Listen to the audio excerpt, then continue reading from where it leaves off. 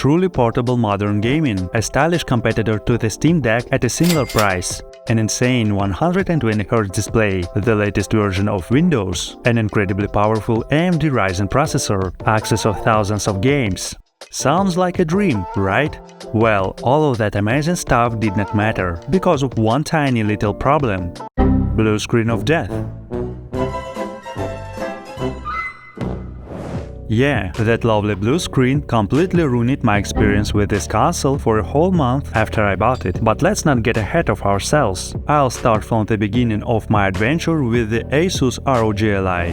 First, I'm no newbie when it comes to Windows. I've actually been using it for years. But for the last decade, I've been exclusively using Apple computers. And I've completely forgotten what it's like to deal with the quirks of Windows machines. No random crashes, no sudden restarts, just smooth, reliable performance. And all of this is macOS. And yeah, the ROG Ally is my first Windows device in 10 years.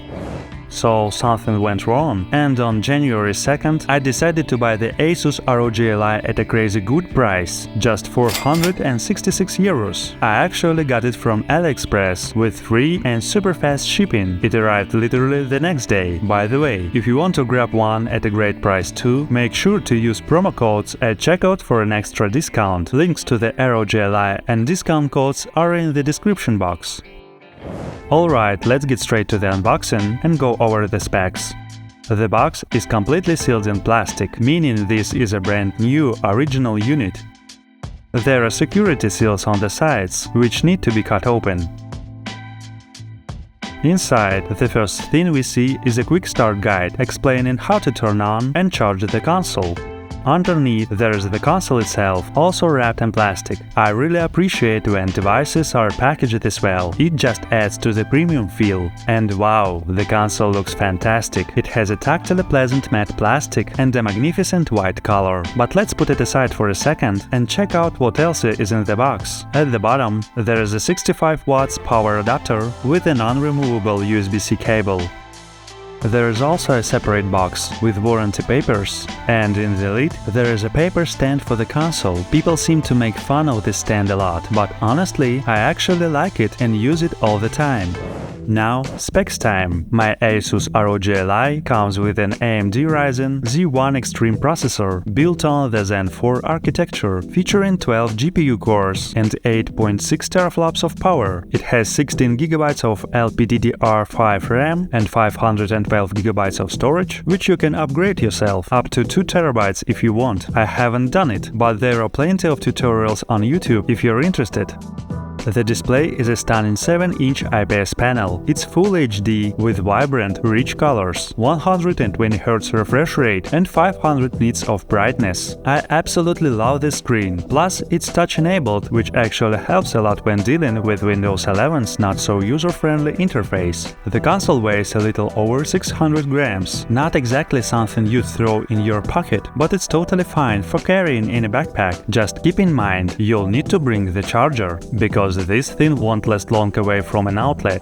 Right out of the box, the console wouldn't turn on. Turns out, it was completely dead, so I had to charge it first. Once I got it powered on, I entered the wonderful world of Windows, and that's when the fun started. On day 1, I got my first BSOD. No big deal, I thought probably just Windows updating itself. The first day was spent installing updates anyway. But then on day 3, I got the final BSOD and Windows completely refused to boot. So I tried using Cloud Recovery, which is actually a really cool Asus feature that lets you reinstall Windows 11 directly through the BIOS interface while keeping your files intact. But it failed every single time. Next, I tried creating a bootable USB drive and reinstalling Windows manually. Still no luck. After 6 hours and what felt like a million attempts, I gave up. I posted about my issue on Reddit and I got tons of suggestions. Most people said it was probably a bad SSD and that I should replace it, but there was one comment from someone who had the exact same issue, and it turned out they were right. And before we continue, please like and subscribe to the channel. and leave a comment. This helps me promote the channel. Also, you can click the bell icon, so you don't miss any new videos. Thank you for your attention. Let's continue.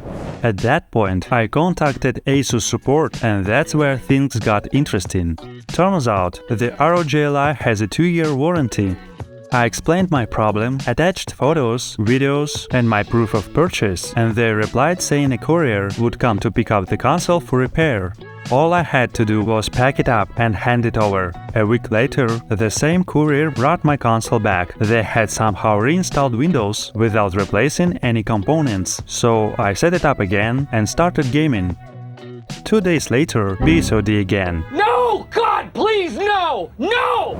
This time, I tried recovery from BIOS, but I started getting completely different errors. After another couple of hours, I contacted Asus again, and in 2 days, they sent courier to take the console back to the repair center. This time, the repair took longer, about a week and a half. When I finally got the console back, I checked the repair report. They replaced the motherboard, exactly what that one Reddit comment predicted. By that time, almost a month had passed since I first bought the console, and I still hadn't been able to properly play any games on it.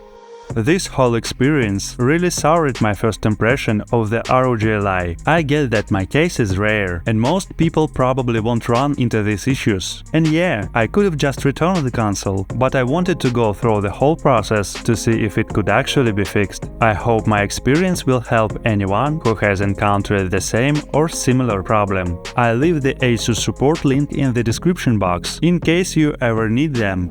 So my console is finally fixed, and I've spent a fair amount of time playing various games on it, and I gotta say, it's a really solid gaming device. If it weren't for my experience with the factory defect, my impressions would have been completely different. Design-wise, I really like how it looks. It's futuristic, stylish, and well built with premium materials.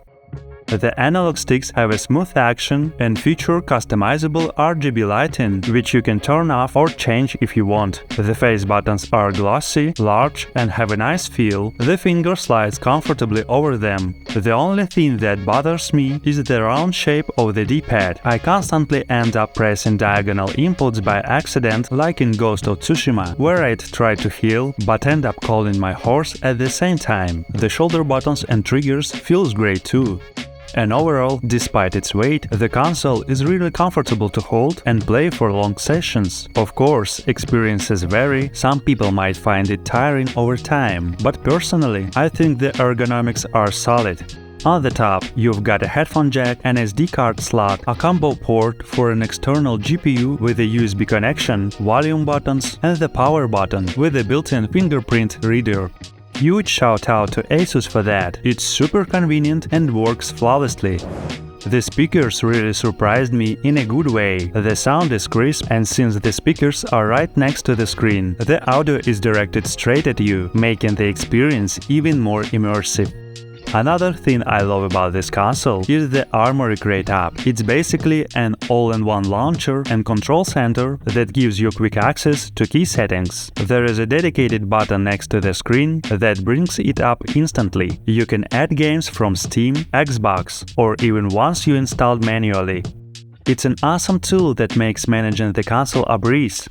Windows 11, on the other hand, is a different story. You have to navigate it using the analog stick and shoulder trigger, which is far from ideal. I always find myself instinctively reaching for the touchscreen, which means I constantly have to wipe off fingerprints. Thankfully, you can connect a mouse and use it just like a regular PC. As for gaming performance, I usually run games on medium settings at 15 watts. I haven't tested a ton of titles yet, but here's a quick rundown of a few. For example, Stray. The game about a cat navigating a futuristic world of robots runs flawlessly on medium settings. I was finally able to play through the entire game on the ROG Ally, and I have to say, the experience was fantastic. I had been meaning to play it for a long time, but never found the time. But with a portable console like this, not only did I find the time, but I also had the motivation to complete it.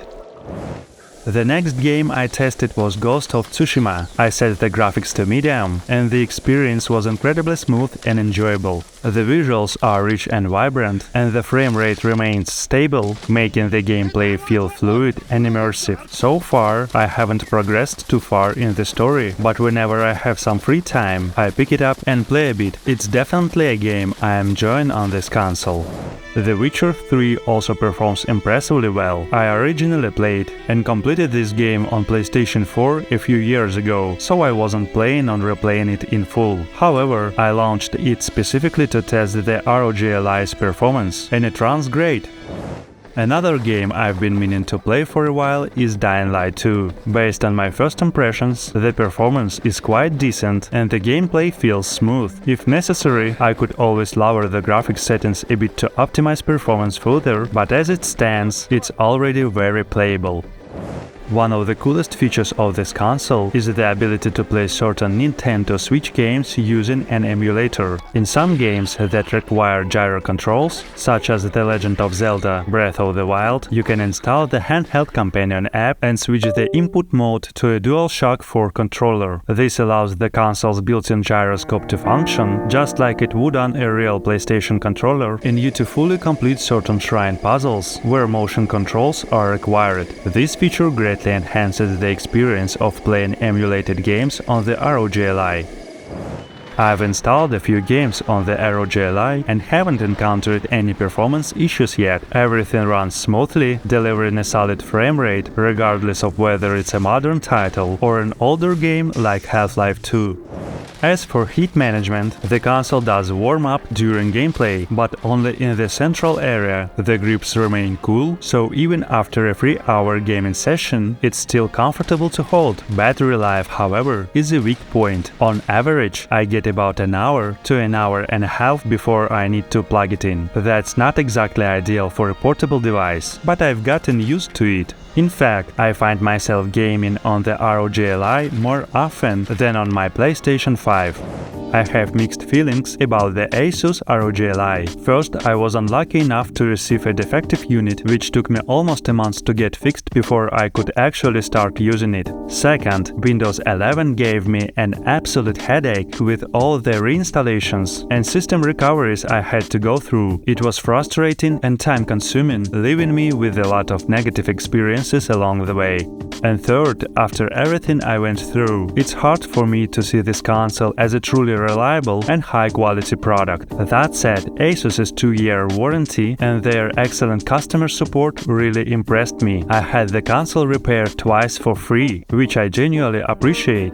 But let's say I never had any issues and both are perfectly working unit from day one. In that case, I'd probably say this is an amazing device and I'd fully recommend it. Whether or not you decide to buy it is ultimately up to you. And just a quick reminder, you can find the Asus ROG Ally on AliExpress through the link in the description box. I hope you enjoyed this video. Please like and subscribe to the channel. I wish you pleasant nostalgia and successful completion of your favorite games.